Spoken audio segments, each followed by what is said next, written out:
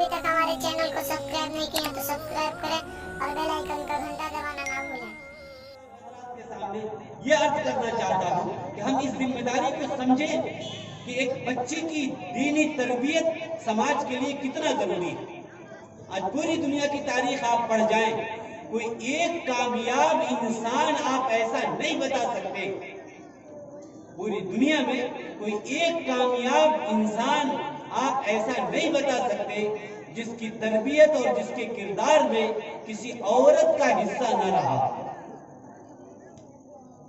आज बुजुर्गों के नाम हम बहुत शौक से लेते हैं, बहुत अजमत से उनके किस्से को हम सुनते हैं, लेकिन ये भूल जाते हैं कि उम्मत को इतने बड़े बड़े अफराद और इतने बड़े बड़े अल्लाह वाले और बुजुर्गान दीन कैसे मिल गए। ये यूं ही नहीं मिल जाते उम्मत को, बल्कि इसके पीछे तरबियत करने वाली कोई माँ होती है, कोई अजीम औरत होती है, जिसकी तरबियत का ये नतीजा होता है कि उम्मत को ऐसे ऐसे उलमा, ऐसे ऐसे बुजुर्गान दीन नसीब होते हैं। हमारी माएँ जब तक नेक थी, इनके गोद में पलने वाले बच्चे कभी अब्दुल कादिर जीलानी बनते थे, कभी मोइनुद्दीन चिश्ती बनते थे, कभी अबू हनीफा बनते थे, कभी मालिक शाफी और अहमद इब्न हंबल रहमहुल्लाह बना करते थे। ये माओं की तरबियत का नतीजा था। माएँ जब नेक होती हैं तो उनके गोद में पलने वाले बच्चे भी नेक होते हैं, लेकिन माएँ जब तरबियत से खाली होती है, खुद उनकी जिंदगी के अंदर दीन नहीं होता, वो खुद जब नाच गाना सुनने और बेपर्दा बाजारों में घूमने की आदत होती है, तो उनकी गोद में पलने वाले बच्चे भी इन्हीं आदतों को और इन्हीं अखलाक को अपने अंदर जज्ब करते हैं। मैं यहाँ सिर्फ दो वाकया सुनाकर बात आगे बढ़ाऊं कि तारीख में दो वाकये हमें मिलते हैं। एक तो अभी बच्चों ने जो मुकालमा पेश किया, उसमें एक सवाल के ज़िम्ने में भी था कि हजरत नूह के घराने के कौन से लोग ईमान कबूल नहीं कर सके और वो जहन्नम में गए। उसमें एक नाम उनका बेटा कनान का भी आया। ये अजीब बात है, आप जरा गौर करें।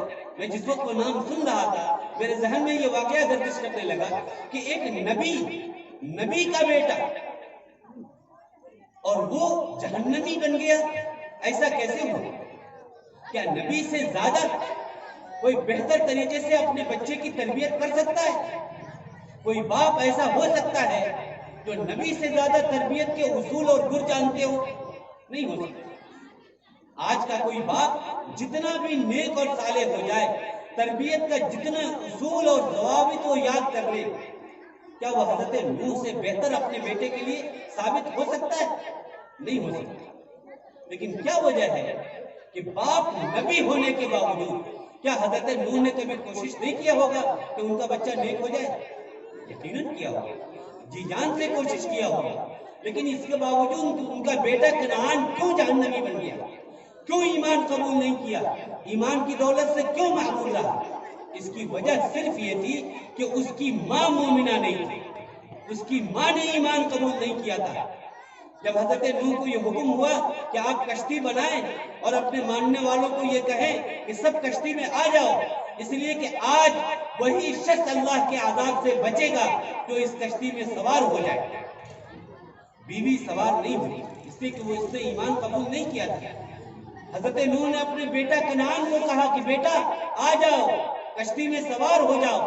उसने कहा कि नहीं, मैं नहीं सवार होता। क्यों? इसलिए कि दूसरी तरफ उसकी माँ थी जो उसे बुला रही थी कि बेटा उधर नहीं जाना है, मैं तुम्हारी माँ हूँ, तुमको मैंने दूध पिलाया है, मैं बुलाती हूँ तुमको, तुम इधर आओ। एक तरफ बाप वक्त का नबी और दूसरी तरफ माँ जो बेईमान थी, गैर मुस्लिमा थी, वो दूसरी तरफ खड़ी है जो खुद ईमान लाने वालों में नहीं है। एक तरफ बाप अपनी तरफ बुला रहा है कि बेटा आ जाओ, सहाबी इधर आ जाओ, कश्ती पे सवार हो जाओ, लेकिन बेटा कह रहा है कि नहीं नहीं, मैं नहीं मानता आपकी बात। वो सुन रहा है तो किसकी सुन रहा है? माँ की सुन रहा है। बाप खुशामद कर रहा है, लजाजत कर रहा है कि आ जाओ, आज अगर नहीं आए तो नहीं बच सकते, और माँ उधर जाने की जरूरत नहीं। तो बेटा बाप को भी जवाब दे रहा है कि सहाबी इला जबल यासिमुनी मिनल माँ, कि उसमें आने की जरूरत नहीं, अगर पानी आ भी गया तो मैं पहाड़ पे चढ़कर अपने आप को बचा लूंगा। हजरत नूह ने कहा ला आसिम अल यौम मिन अम्रिल्लाह इल्ला मन रहिम, کہ بیٹا آج کوئی تم کو نہیں بچا سکتا سوائے اس کے کہ جس پر اللہ اپنا رحم کرے، اور اللہ نے یہ طے کر رکھا ہے کہ اسی کے اوپر ہم رحم کریں گے جو آج اس کشتی میں سوار ہو جائے گا۔ ان تمام منتوں سماجتوں کے باوجود وہ بیٹا باپ کے ساتھ نہیں آیا۔ کیوں نہیں آیا؟ اس لیے کہ ماں دیندار نہیں تھی، جس گود میں اس نے تربیت پائی تھی وہ گود صحیح نہیں تھی۔ اس سے آپ اندازہ لگا سکتے ہیں کہ باپ جتنا نیک اور صالح ہو جائے، اگر ماں نیک نہیں ہے، صالحہ نہیں ہے، تو اس کے گود میں پلنے والے بچے کبھی نیک اور دیندار نہیں بن سکتے۔ اس بات کو ہر شخص کو اپنے ذہنوں کے اندر بیٹھا لینا چاہیے۔ اس لیے آپ اگر یہ چاہتے ہیں کہ اولاد نیک ہو، ہمارے گھر کے بچے نیک اور صالح بنے، تو نیکی اور تقوی کی بنیاد پر نکاح کرنے کو فروغ دیجیے۔ گھر کے اندر بہو لائیے تو نیکی اور تقوی کی بنیاد پر لائیے۔ جب تک اس چیز کو آپ رواج نہیں دیں گے، اس وقت تک یہ مقصد حاصل نہیں ہو سکتا۔ اور بچوں کی تعلیم پر زور دیجیے ہی دیجیے۔ بچوں سے زیادہ بچیوں کی تعلیم کے اوپر غور کرنے کی ضرورت ہے۔ اس لیے کہ مرد پڑھتا ہے تو فرد پڑھتا ہے، اور عورت پڑھتی ہے تو پورا خاندان اور معاشرہ پڑھتا ہے۔ اس لیے بچوں کی تعلیم سے زیادہ اور بچوں کی تربیت سے زیادہ یہ ضروری ہے کہ بچیوں کی تعلیم کے اوپر زور دیا جائے۔ اس لیے جتنی بڑی ذمہ داری باپ کی ہے، اس سے کہیں بڑی ذمہ داری ہماری ان ماں اور بہنوں کی ہے کہ یہ خدا را اپنے بچوں کے اوپر ترس کھائے، کہ جس طرح کی اولاد چاہتی ہے اس طرح اپنے آپ کو بنانا شروع کریں۔ ہم خود گانے سنتے رہیں، ہم خود بے پردہ رہیں، ہم خود نماز قضا کرتے رہیں، ہم خود شوہر سے جھگڑا کرتے رہیں، اور چاہیں کہ ہماری اولاد نیک ہو جائے، وہ نمازی بن جائے، وہ جہاں جائے وہاں شوہر کے ساتھ اطاعت اور فرمانبرداری کے ساتھ رہے، یہ نہیں ہو سکتا۔ یہ اس وقت ہوگا جب وہ اپنے ماں کو یہ سب کرتا ہوا دیکھے گی۔ اس لیے صرف وعد اور نصیحت سے یہ چیز حاصل ہونے والی نہیں ہے، بلکہ ماں کی یہ ذمہ داری ہے کہ وہ عملی طور پر اپنے کردار کے ذریعے اپنی اولاد کی بہتر سے بہتر تربیت کرنے کی کوشش کرے۔ آج دنیا میں اگر کوئی جگہ آپ کے پاس ہے جہاں انسانوں کو نیکی اور تقوی کی تعلیم دی جاتی ہو، جہاں ماں باپ کے حقوق سکھائے جاتے ہو، جہاں انسانوں کو انسان بننے کا سلیقہ سکھایا جاتا ہو، اس روئے زمین پر یونیورسٹیاں تو لاکھوں کی تعداد میں موجود ہیں، لیکن انسانیت کی تعلیم دینے کے لیے سوائے ان دینی مدارس اور مکاتب کے اس سرزمین پر کوئی دوسری جگہ نہیں ہے۔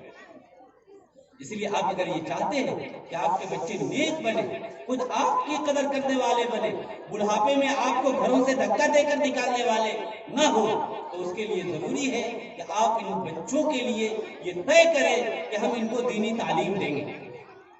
تو حضرت عمر نے پہلا یہ حق بیان کیا تھا کہ ہر ماں باپ کے اوپر یہ ضروری ہے اور یہ حق ہے اولاد کی طرف سے کہ اس کو بہتر اور نیک ماں فراہم کرے۔ آج غور کریں، کیا ہم اس حق کو ادا کر رہے ہیں؟ ہم اس حق کو ادا کر رہے ہیں؟ عرب کا ایک بہت بڑا عالم گزرا ہے، ابو الاسود الدؤلی۔ اس کا ایک واقعہ لکھا ہے تاریخ کی کتابوں میں کہ اس نے ایک مرتبہ اپنے بیٹوں کو جمع کیا۔ جمع کرنے کے بعد اس نے کہا کہ میرے بیٹوں، میں نے تمہارے اوپر بہت سارے احسانات کیے ہیں، بہت سارے احسانات کیے، تمہاری پیدائش کے بعد بھی میں نے تمہارے اوپر احسان کیے، اور تمہاری پیدائش سے پہلے بھی ایک بڑا احسان ہم نے تمہارے اوپر کیا ہے۔ بیٹوں نے کہا کہ ابو جان، واقعتاً آپ کے تو ہزاروں احسانات ہیں، ہم تو ان کو شمار بھی نہیں کر سکتے۔ آپ بہترین کھانے کی چیزیں ہمیں دیتے ہیں، بہترین اداروں میں آپ نے ہمیں تعلیم دلوائی، بہترین کپڑے اور پوشاک لا کر دیتے ہیں، کھیلنے کودنے کی ہزاروں طرح کی چیزیں آپ نے لا کر ہمیں دیا ہے بچپن میں، یقیناً ہم اس کا اعتراف کرتے ہیں، آپ نے بہت سے احسانات ہمارے اوپر کیے، یہ ساری چیزیں تو ہمیں سمجھ میں آتی ہیں، لیکن آپ نے یہ جو فرمایا کہ میں نے تمہاری پیدائش سے پہلے بھی تمہارے اوپر کام کیا ہے، وہ یہ احسان کی شکل میں تھا، سمجھ میں نہیں آیا کہ جب ہم پیدا ہی نہیں ہوئے تھے تو ہمارے اوپر احسان کس طرح آپ نے کیا۔ تو اس نے عجیب بات کہی، اس نے کہا کہ میرے بیٹوں، تمہیں پتا ہے کہ میں عرب کا ایک بڑا عالم ہوں، میرے پاس نکاح کے لیے سینکڑوں رشتے تھے، میں چاہتا تو کہیں بھی کسی بھی مالدار گھرانے میں نکاح کر سکتا تھا، کسی بھی خوبصورت لڑکی کو اپنی بیوی بنا سکتا تھا، ہزاروں میرے پاس آپشن تھے، सैकड़ों जगह से रिश्ते मेरे पास आ रहे थे।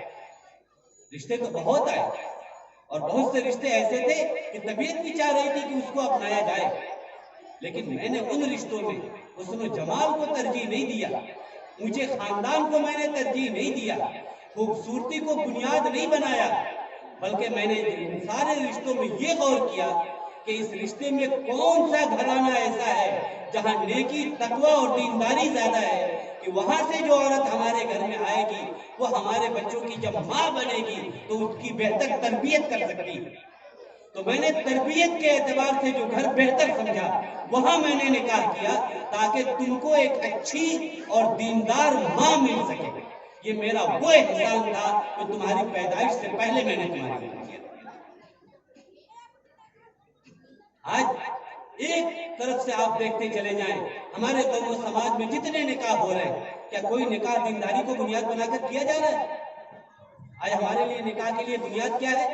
रुपया, पैसा, दहेज, मालो दौलत, इसको बुनियाद बनाकर हम निकाह कर रहे हैं, जबकि अल्लाह के रसूल का ये साफ ऐलान है कि मन तज़व्वजा इमराअतन लिमालिहा लम यज़िदहु अल्लाहु इल्ला फक़रा, कि जो आदमी मालो दौलत के लालच में निकाह करेगा अल्लाह उसके फक्र को और उसके एहतियाज को बढ़ा देंगे। जो आदमी इज्जत हासिल करने के लिए निकाह करेगा, मन तज़व्वजा इमराअतन लिइज़्ज़िहा लम यज़िदहु अल्लाहु इल्ला ज़ुल्ला, कि जो इज्जत कमाने के लिए निकाह करेगा अल्लाह उसकी जिल्लत के अंदर इजाफा कर देगा। इसलिए ये बच्चों का बड़ा हक है कि आप उसको बेहतर और नेक माँ की कोशिश करें। दूसरा हक बयान किया कि उसका अच्छा नाम रखा जाए। नामों के भी असरात पड़ते हैं, नामों के असरात पड़ते हैं। जिस तरह का नाम रखेंगे, पहले जमाने में ये रिवाज था कि लोग नबियों का नाम चुन चुन कर अपनी औलाद का रखते थे। उलमा से मालूम करते थे कि अपनी औलाद का नाम हम क्या रखें। नबियों के नाम, सहाबा के नाम, बुजुर्गान दीन के नाम बच्चों का रखिए ताकि उसके असरात बच्चों के ऊपर पड़े। आज नाचने वालियों का नाम, गाने वालों का नाम, क्रिकेट खेलने वालों का नाम, फिल्मी सितारों के नाम आज चुन चुन कर हम अपने बच्चों का रखते हैं, जिसकी वजह से हमारे बच्चे भी उसी तरीके के बन रहे हैं। इसलिए आप चाह रहे हैं कि आपके बच्चे नेक हों, तो यह आपके ऊपर जिम्मेदारी है कि आप बच्चों के नाम रखते वक्त इस बात की कोशिश करें कि वो नाम अच्छे हों, अल्लाह वालों के नाम। नामों के असरात पड़ते हैं बच्चों की जिंदगी में। वक्त नहीं, वरना इसकी तफसील में बयान करता कि नामों के असरात बच्चों की जिंदगी पर किस तरह पड़ते हैं। फिर ये कि बच्चा जब थोड़ा सा बड़ा हो जाए तो माँ बाप दोनों उस बच्चे को नेक बनाने की कोशिश करें, जी जान से कोशिश करें कि मेरा बच्चा किस तरह नेक बन जाए। हिंदुस्तान के अंदर एक बड़े नेक और बुजुर्ग शख्स का नाम, जिसको हम लोग अक्सर सुनते रहते हैं, ख्वाजा कुतुबुद्दीन बख्तियार काकी का। कुतुब मीनार के बगल में आज भी वो आराम कर रहे हैं दिल्ली के अंदर। लोग जो वहां गए होंगे दिल्ली, उनके बाजारों को, उनके कब्रों को देखा होगा। ये इतना बड़ा नाम जो आज हम सुन रहे हैं, अल्लाह के इतने बड़े वली जो ये बने, कैसे बने?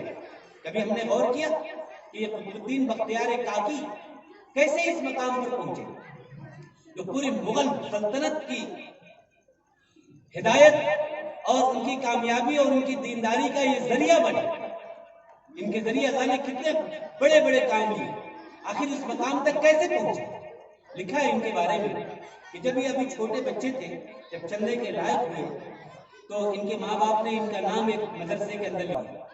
वहां जाते थे, पढ़ते थे, और जब छुट्टी होती थी, जब अपने घर आते तो ये अपनी माँ से कहते थे कि अम्मी जान मुझे भूख लगी है, खाना दे दो। तो इनकी माँ ने यह तय कर रखा था कि अपने बच्चे को दीनदार बनाओ। अल्लाह का यकीन इसके दिल के अंदर बैठा हुआ। उस माँ ने, ऐसी नेक माँ होगी, कैसा यकीन होगा अल्लाह का उस माँ के दिल के अंदर। जरा सोचे हमारी माँ बहनें भी कि क्या हम अपने बच्चों की इस तरह की तरबियत करना चाहते हैं?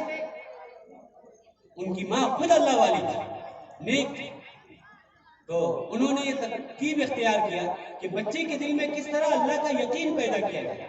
जब बच्चे ने माँ से खाना मांगा तो माँ ने कहा कि बेटा, रोजी देने वाले तो अल्लाह है, अल्लाह रोजी देते हैं, अल्लाह खाना देते हैं, इसलिए खाना मांगना है तो अल्लाह से मांगो।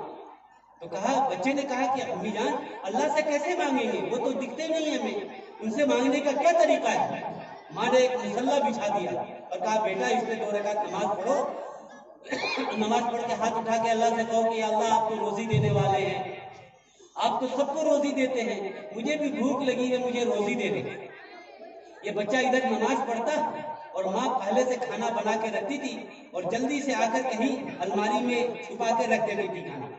جب بچہ دعا سے فارغ ہوتا تھا تو وہ کہتا تھا، یہی قطب الدین کاکی جب چھوٹے بچے تھے تو کہتے تھے امی میں نے اللہ سے مانگ لیا، کہاں ہے کھانا؟ امی کہتی تھی کہ اللہ سے تم نے مانگ لیا، یقیناً اللہ نے کھانا تمہارے لیے بھیج دیا ہوگا، ذرا تلاش کرو ادھر ادھر دیکھو، اللہ تعالیٰ ضرور مانگنے والوں کو دیتے ہیں، ان کی مرادیں پوری کرتے ہیں۔ انہوں نے قرآن میں کہا ہے کہ تم مانگو ہم دیں گے، اللہ وعدہ خلافی کبھی نہیں کر سکتے، دیکھو کہیں ضرور اللہ نے کھانا تمہارے لیے رکھوا دیا ہوگا۔ یہ بچہ ادھر ادھر تلاش کرتا، جب الماری کھولتا تو وہاں سے کھانا مل جاتا، وہ بچہ خوشی خوشی کھانا لیتا اور کھا لیتا، اپنی بھوک مٹاتا، سو جاتا۔ یہ ایک معمول بن گیا، روزانہ وہ آتے ماں سے کھانا مانگتے، ماں یہ کہتی کہ بیٹا اللہ دیتے ہیں، اللہ سے مانگو، اللہ سے مانگو۔ وہ مانگنا شروع کرتے، یہ لا کے کھانا رکھ دیتی، بچہ پھر تلاش کرتا، کھانا مل جاتا۔ ایک زمانے تک یہی سلسلہ چلتا رہا۔ ایک وقت آیا کہ ان کے پڑوس میں رشتے میں ایک جگہ شادی تھی، ان کی ماں چلی گئی وہاں نکاح والے گھر میں، اور اتفاق ایسا ہوا کہ تھوڑا سا وقت زیادہ گزر گیا۔ اب بچے کے مدرسے سے گھر آنے کا وقت ہو گیا اور یہ تو اپنے رشتہ دار کے یہاں تھے۔ جب ان کو خیال آیا تو پریشان ہو گئی کہ ہائے اب کیا ہوگا، اب میرا بچہ جب گھر پہنچے گا اور وہ خدا نخواستہ اللہ سے دعا کر کے کھانا مانگا اور الماری کھولا اور وہ کھانا موجود نہ ہو تو یہ تو اتنے سالوں کا راز کھل جائے گا، یہ میری ساری محنت بیکار ہو جائے گی، کیا ہوگا؟ کہ وہیں سے رونا گڑگڑانا شروع کی کہ یا اللہ میری اس محنت کی لاج رکھ لے، یہ راز فاش نہ ہونے دیں، میں نے بڑی محنت سے بچے کو نیک بنانے کے لیے یہ تدبیر اختیار کیا ہے، یا اللہ میری لاج رکھ لے۔ یہ دعائیں کر رہی ہیں اور بھاگے ہوئے دوڑی ہوئی ادھر سے آ رہی ہیں کہ میں جلدی سے پہنچ جاؤں اور بچے کو کھانا وقت پر میں دے سکوں۔ جب یہ گھر پہنچی لیکن آتے آتے تاخیر ہو چکی تھی، دیکھا کہ وہ بچہ بستر پہ جا کے سویا ہوا ہے، دوڑ کے پہنچی، بچے کو بوسہ لیا، اٹھایا بچے کو کہ میرے لال تمہیں بھوک لگی ہوگی، آج تو بڑی تاخیر ہو گئی۔ بچہ جب نیند سے بیدار ہوا تو کہا نہیں امی مجھے بھوک نہیں لگی ہوئی ہے، ابھی تو تھوڑی دیر پہلے ہی تو میں کھانا کھا کے سویا ہوں۔ تو کہا کھانا کھا لیا تم نے؟ کہا کہ ہاں۔ کس طرح، کہاں ملا کھانا تم کو؟ کہا امی کھانا تو اللہ دیتے ہیں نا، آپ ہی نے تو سکھایا تھا کہ کھانا اللہ دیتے ہیں، جب بھوک لگے تو اللہ سے مصلہ بچھا کر 2 رکعت نفل پڑھنا اور اللہ سے مانگنا، اللہ کھانا رکھوا دیں گے۔ تو میں بھی اسکول سے آیا، آپ بھی نہیں تھی، میں نے جلدی سے وضو کیا، مصلہ بچھایا، 2 رکعت نماز پڑھی اور میں نے اللہ سے کہا کہ یا اللہ مجھے بھوک لگی ہے، امی بھی آج نہیں ہے، یا اللہ کھانا تو آپ ہی دیتے ہیں نا، روزی تو آپ دیتے ہیں، یہ روزی مجھے دے دیجئے، مجھے بھوک لگی ہے، مجھے کھانا عطا کر دیجئے۔ نماز پڑھا، دعا کیا، اس کے بعد الماری کو میں دیکھا تو اس میں کھانا رکھا ہوا تھا، لیکن امی آج عجیب بات ہے کہ اور دنوں کے کھانے میں جو لذت مجھے ملتی تھی، آج کے کھانے میں لذت اس سے کئی گنا زیادہ تھا۔ یہ بہت لذیذ کھانا آج اللہ نے مجھے کھلایا۔ انہوں نے اللہ کا شکر ادا کیا کہ یا اللہ آپ نے میری اس محنت کی لاج رکھ دی۔ اندازہ کریں کچھ زمانے میں مائیں کیسی ہوتی تھی، کوئی بچہ جھوٹ بولتا تھا تو ماں کہتی تھی تمہارے منہ سے بدبو آ رہی ہے، تاکہ بچہ جھوٹ بولنے کی عادت چھوڑ دے۔ آج ہماری حالت کیا ہے کہ ہم خود بچے کی موجودگی میں جھوٹ بول رہے ہوتے ہیں۔ گھر میں فون آیا، گھر میں بیٹھے ہوئے لیٹے ہوئے، کسی کا فون آیا کہ کہاں ہے، ہم کہتے کہ نہیں بازار آئے ہوئے، دوسری جگہ ہے، آج ملاقات نہیں ہو پائے گی۔ بچہ سن رہا ہے۔ آپ دیکھیں کہ ایک بچہ جب اپنے باپ کو موبائل پر جھوٹ بولتا ہوا سنے گا اور دیکھے گا، وہ کہاں سے سچ سیکھ لے گا، کیسے سچ بولنے کی عادت کو اپنائے گا؟ اس لیے ہم اگر یہ چاہتے ہیں کہ بچے نیک بنے، صالح بنے، تو ان سے پہلے ہمیں اپنے آپ کو بنانا ہوگا۔ ہم چاہتے ہیں کہ بچے نمازی بن جائے تو ہمیں نمازی بننا ہوگا۔ ہم فجر چھوڑ کر سوئے رہے اور چاہیں کہ بچے صف اولیٰ کا اہتمام کریں، یہ کبھی نہیں ہو سکتا۔ ہم تو اپنے بھائیوں سے جھگڑے کرتے رہے، لڑائی جھگڑا کرتے رہے اور چاہیں کہ ہمارے بچے آپس میں مل جل کر رہے، یہ کبھی نہیں ہو سکتا۔ آج ہمارا معاملہ کیا ہے کہ آج ہم گھر سے، بازار سے کبھی گھر آتے ہیں اور مثال کے طور پر گھر میں 2-3 بچے اور بچیاں ہیں और कोई आदमी 1-2 चॉकलेट लेकर आया या 3-4 लेकर आया, तो बच्चों की ये आदत होती है कि सबसे पहले जिसकी निगाह पड़ती है वो चाहता है कि सब मुझी को मिल जाए। ये बच्चों की आदत होती है। अब वो बाप मिसाल के तौर पर 4 टॉफी लेकर आया और घर में 4 बच्चे बच्चियां हैं मिलके, तो पहला बच्चा जिसकी निगाह पड़ेगी वो चाहेगा कि चारों उसी को मिल जाए। अब अगर बाप मोहब्बत में दे भी दिया तो ये कहेगा कि बेटा आपके और भाई और बहनें सबको एक एक दे दीजिए। ये कहेगा नहीं सब हम खाएंगे। हम नाराज होते हैं, कहते हैं नहीं ये गंदी बात है, अकेले आप नहीं खाएंगे, सबको बांट के दीजिए, सबको एक एक दीजिए, ये अच्छी आदत नहीं, ये गंदी बात है। हम कहते हैं ना बच्चों को, डांटते।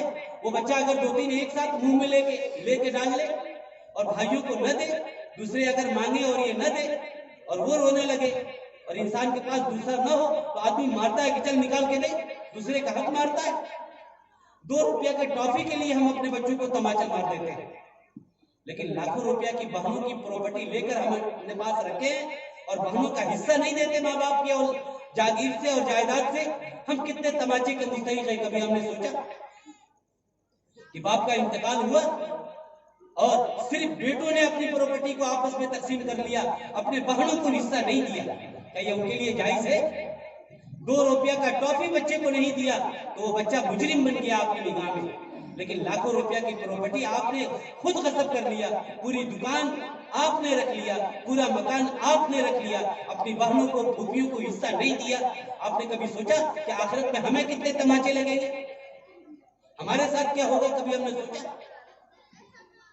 आज जब ये गसब किया हुआ माल, ये हराम का माल हम खुद खाएंगे और अपनी औलाद को खिलाएंगे, बहनों को हिस्सा नहीं देंगे, तो उसके असरात बच्चों पर क्या पड़ेंगे? यही पड़ेंगे जो आज पड़ रहे हैं।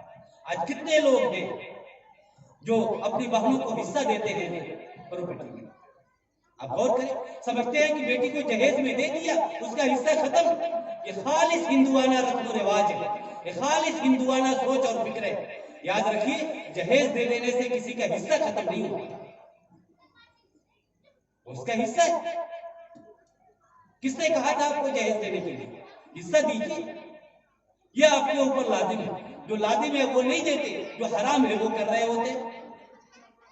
तो इसलिए ये दूसरा हक है हमारे ऊपर कि उन बच्चों को नेक बनाने के लिए नेक माओं का इंतखाब करें। जब वो चलने लगे तो उनके लिए बेहतरीन तालीम और तरबियत का इंतजाम करें, अच्छे मदरसे का इंतखाब करें। यह हमारी जिम्मेदारी है। जब हम ये करेंगे तब जाकर ये बच्चे हमारे लिए आंखों की ठंडक बनेंगे।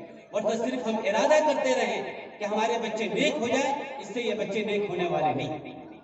आज के इस माहौल में, जिस माहौल मुल्क के अंदर हम सांस ले रहे हैं, हमारी एक बड़ी जिम्मेदारी ये है कि इस्लाम से मुताल्लिक एक एक चीज की कदर और अज़मत हम अपने दिलों के अंदर पैदा करें। ये बड़ी लजाजत से, किसी का दिल दुखाने के लिए नहीं कह रहा हूँ, बड़ी लजाजत से ये बात अर्ज कर रहा हूँ कि हम इन चीजों की कदर और कीमत पहचाने। और दिनों हम जिस तरह लिबास में रहते हैं, कम से कम आज इस प्रोग्राम से हम ये अज़्म लेकर जाएं कि आज के बाद से हम मस्जिद में जब जुमा के लिए आएंगे या किसी दीनी मजलिस में आएंगे तो कम से कम उस दिन तो इस्लामी लिबास पहन के आएंगे। ये इरादा लेकर हम जाएंगे, इस बात की कोशिश होनी चाहिए। आज देखा, अफसोस हुआ, बाद बच्चों ने यहाँ मदरसे में प्रोग्राम पेश किया लेकिन उनका लिबास भी इस्लामी नहीं था।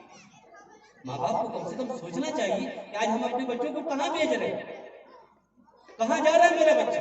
जाहिर सी बात है वो नया नया कपड़ा माँ बाप ही ने ला के दिया होगा ना। उनको कम से कम सोचना चाहिए था कि आज मेरा बच्चा मदरसे के प्रोग्राम में जा रहा है, तकरीर करने जा रहा है, हदीस सुनाने जा रहा है और वो अंग्रेजों के लिबास में जाएगा। क्या हमारे नबी की सुन्नत इस लायक भी नहीं रही कि उसको पहनकर दीनी मजलिस में जाया जाए? ठीक है, शादी ब्याह में जा रहे हो, अवलन तो वो भी गलत है, वहां भी नबी की सुन्नत के मुताबिक जाना चाहिए। लेकिन ये कितनी बड़ी बेहिसी की बात हो गई कि दीनी मजलिस में भी इसका एहतमाम बाकी नहीं रहा हमारे दिनों में। इसलिए इसका एहतमाम होना चाहिए कि कम से कम हम दीनी मजलिस में आए, उलमा की सोहबत में आए, उनकी मजलिसों में आए तो कम से कम अल्लाह के रसूल का लिबास तो इख्तियार करें। हम सिर्फ जबान से कहते रहेंगे कि अल्लाह के रसूल सबसे ज्यादा खूबसूरत थे, आप सबसे ज्यादा अल्लाह को महबूब थे। अगर इस पे पूछ दिया जाए कि अल्लाह के रसूल खूबसूरत थे तो आपका चेहरा सबसे ज्यादा जो खूबसूरत था वो दाढ़ी के साथ था या बिना दाढ़ी के? क्या जवाब है? کس لباس میں اللہ کے رسول رہتے تھے جو خوبصورت دکھتے تھے؟ آج وہ لباس ہمیں کیوں بوڑھے لگتے ہیں، کیوں اچھے نہیں لگتے؟ کیا جواب ہوگا؟ کل اللہ کے رسول نے ہم سے پوچھ دیا کہ کیا انگریزوں کی طریقے تمہیں پسند تھے، ہمارے طریقے پسند نہیں تھے اور ہم سے سفارش کے لیے آ گئے ہو؟ کیا جواب ہوگا؟ اس لیے ہماری ذمہ داری ہے کہ اپنے گھروں کے ماحول کو دینی بنائیں، ماں باپ خود نیک بنے، چھوٹی چھوٹی چیزیں جو اسلام کی نشانی ہے اس کی قدر بچوں کے دلوں کے اندر بیٹھائیں۔ مسجد میں آئیں تو یہ مسجد صرف بوڑھوں کے لیے نہیں بنائے جاتے کہ صرف بوڑھے لوگ جن کو کوئی کام نہیں وہ مسجد میں آئیں، بچے گھر میں پڑے ہوئے۔ یاد رکھیے کہ جس مسجد میں اور جس قوم و سماج میں مسجد کی پچھلی صفوں میں بچے نہیں ہوں گے، قوم کی اگلی نسل نمازیوں سے محروم کر دی جائے گی۔ یہ بھی لوگوں نے ایک عجیب طریقہ سمجھ لیا کہ کوئی بچہ اگر مسجد میں آ گیا اور تھوڑا سا شور کر دیا تو ہم لوگ نہ جانے بالکل آسمان کو سر پہ اٹھا لیتے ہیں۔ اسلام میں اتنی سختی نہیں ہے اس معاملے میں۔ ہاں، اسلام صرف ان بچوں کو منع کرتا ہے مسجد میں لانے سے جن کو پیشاب پاخانے کا بھی سلیقہ نہ ہو، امتیاز نہ ہو، جو کہیں بھی پیشاب کرتے ہیں۔ اتنے چھوٹے بچے 3-4 سال کے، ان کو تو نہ لایا جائے، لیکن جو تھوڑے بڑے ہو گئے 6-7 سال کے بچے، 8 سال کے بچے، ان کے لیے تاکیدی حکم ہے کہ ان کو نماز کے لیے مسجدوں میں لاؤ، ان کو لانا چاہیے۔ اور بچے ہیں، کبھی انہوں نے شور تھوڑا سا کچھ بول ہی دیا تو کیا بگڑ گیا اس سے؟ ان کو نرمی سے نصیحت بھی تو کی جا سکتی ہے۔ اللہ کے رسول کے زمانے میں کیا بچے شور نہیں کرتے تھے؟ اللہ کے رسول ممبر پر خطبہ دے رہے ہیں، حضرت حسین آ گئے، آپ ممبر سے نیچے اتر کر ان کو گود میں اٹھا لیتے تھے۔ ان کی نماز تو نہیں خراب ہوتی تھی، ہماری نماز خراب ہو جاتی ہے۔ آپ نماز پڑھ رہے ہیں، آپ کی نواسی حضرت زینب آتی ہے اور آپ کے کندھے پر بیٹھ جاتی ہے، آپ ان کو گود میں اٹھا لیتے ہیں اور گود میں لے کر آپ نماز پڑھتے ہیں۔ آپ نے تو کبھی نہیں ڈانٹا کہ اس کو مسجد میں کس نے لا دیا، کیوں لائے اس بچے کو مسجد میں؟ نہیں، بچے اگر آج مسجد سے مانوس نہیں ہوئے تو کل مسجد کا رخ بھی نہیں کریں گے۔ اس لیے آپ یہ چاہتے ہیں کہ یہ بچے نمازی بنے تو اپنے ساتھ ان بچوں کو بھی مسجد میں لانے کا عادی بنائیے، اور اگر ان سے کوئی غلطی ہو جائے، کبھی وہ شور کر دے تو نرمی کے ساتھ سمجھائیے۔ ان کو ڈانٹنا جھڑکنا یہ ان کو بے نمازی بنانے کے مترادف ہے۔ یہ عجیب مسئلہ لوگوں نے ایجاد کر لیا کہ چھوٹی سی کوئی غلطی ہو گئی، اتنا ڈانٹنا شروع کرتے ہیں کہ جتنا بچہ شور نہیں کیا تھا اس سے 10 گنا زیادہ شور یہ بوڑھے بچاتے ہیں مسجد میں، اور یہ سمجھتے ہیں کہ ہم دین کی خدمت کر رہے ہیں۔ ایک مرتبہ جب بچے کو ڈانٹیں گے تو وہ سوچے گا کہ آخر کس جرم میں ڈانٹا گیا، وہ تو یہ سمجھے گا اس لیے ڈانٹا گیا کہ مسجد میں آئے، نہ کل سے جائیں گے نہ ڈانٹ سنیں گے۔ ہو گیا، ذہن بگڑ گیا بچے کا، اور اس کے مجرم ہم بنے۔ اس لیے اپنے اس انداز کو بدلنے کی ضرورت ہے، بچوں کو اپنے ساتھ مسجد میں لائیں۔ آج بڑے افسوس کے ساتھ کہنا پڑتا ہے کہ ہماری مسجدوں کو اگر آپ دیکھیں نمازوں میں تو یہ صرف بوڑھوں سے آباد ہوتے ہیں، نوجوان اور بچے ہوتے ہی نہیں۔ اس لیے ان کو لانے کی کوشش کیجیے، اگر ان چیزوں کی قدر کیجیے، گھروں میں بچوں کو دعائیں یاد کرائیے، اللہ کون ہے، ان کی طاقت کیا ہے، قدرت کیا ہے، بچوں کو سمجھائیے، سچ بولنے کا فائدہ کیا ہے بتائیے، بڑوں کے ساتھ کیسے رہنا ہے، اخلاق اور تمیز بچوں کو سکھایا جائے، یہ ہماری ذمہ داری ہے۔ کوئی اچھا کام کرے، کوئی چیز کسی کو دینا ہو داہنے ہاتھ سے لینا ہو تو دائیں ہاتھ سے لیا جائے، یہ بچوں کی عادت ڈالے۔ کس طرح بیٹھ کے کھانا ہے، کس طرح کھانا ہے، سنت طریقہ کیا ہے، مسجد میں کیسے داخل ہونا ہے، گھر میں کیسے آنا ہے، بیت الخلاء کس طرح جانا ہے آنا ہے، یہ بچوں کو سکھائیں۔ یہ ساری چیزیں بچوں کو بتلائی جائے کہ یہ کیوں کیا جائے، سنت کی اہمیت سمجھائی جائے بچوں کو، اور خود بھی اس کے مطابق اپنی زندگی گزارے۔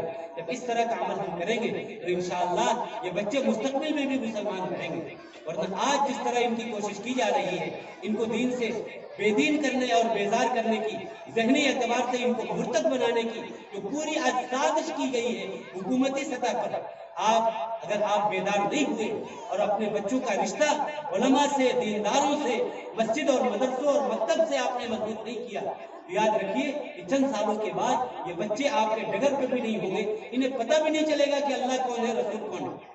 آج اتنی ساری محنتوں کے باوجود، مکتب کے اس سخت محنت کے باوجود، مدرسوں کے محنت کے باوجود، دروازے دروازے تبلیغی جماعت والوں کی منت اور سماجت کے باوجود آج کتنے لوگ ایسے ہیں جن کو نبی کا نام بھی معلوم نہیں.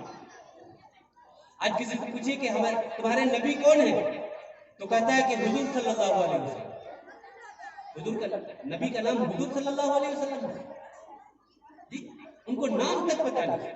ابھی ایک رپورٹ آئی تھی کہ رحمانی ٹھٹی میں جو بچے کوالیفائی کیے تھے IAS IPS کی تیاری کے لیے وہاں جا رہے تھے, 40 بچوں سے پوچھا گیا, اس میں سے تقریباً 10 بچے ایسے ملے جن کو اللہ کے نبی کا نام بھی معلوم نہیں. یہ مسلمان ہیں, ان کو نبی کا نام تک پتہ نہیں. ان کو پوچھئے کہ انڈیا ٹیم میں کرکٹر کتنے ہیں, ان کا نام کیا ہے, سب فراٹے کے ساتھ بتائیں گے. فلاں فلم کا ہیرو کون ہے یہ ان کو خوب یاد ہے. دنیا کے سارے ملکوں کے کرکٹر کے نام ان کو یاد ہے. اگر نہیں یاد ہے تو خلفائے راشدین کے نام یاد ہے, نہیں یاد ہے تو عشرہ مبشرہ کے نام یاد ہے, نہیں یاد ہے تو ازواج مطہرات کے نام یاد ہے, حضور کے ماں باپ کے نام یاد ہے. اتنے مسلمان ہیں. یہ کیسا عشق ہے نبی سے؟ تو نہ نبی کو جانتے, نہ نبی کے گھر کو جانتے, نہ نبی کے طریقے اور سنت کو جانتے. یہ کیسے مسلمان ہیں؟ اگر یہی بے حسی کی کیفیت ہماری رہی تو چند سالوں کے بعد ان کو یہ بھی پتہ نہیں ہوگا کہ ہم مسلمان ہیں. اس لیے ایک بہت بڑی ذمہ داری آپ کے اوپر آئی ہے کہ اسکولوں میں اور دوسرے اداروں میں جو ان بچوں کے ذہنوں کے اندر زہر گھولا جا رہا ہے, اپنے گھر کے اندر وہ ماحول پیدا کیجئے جو اینٹی وائرس کا کام کر سکے اور اس زہر کی صفائی کر سکے. اس کے لیے ضروری ہے کہ علماء سے, مدارس سے اور مکاتب اور مسجدوں سے ان کے تعلق کو مضبوط کیجیے. علماء کی صحبت میں ان کو لائیے, علماء کو اپنے گھروں میں بلائیے, دین کی کچھ باتیں کہلوائیے, ماں بہنوں